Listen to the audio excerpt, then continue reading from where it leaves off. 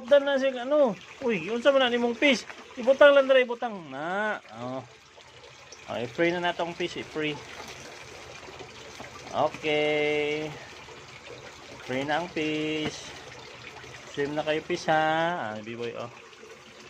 Excited na siya. Gusto niya may kasama daw ang kanyang tatlong koi.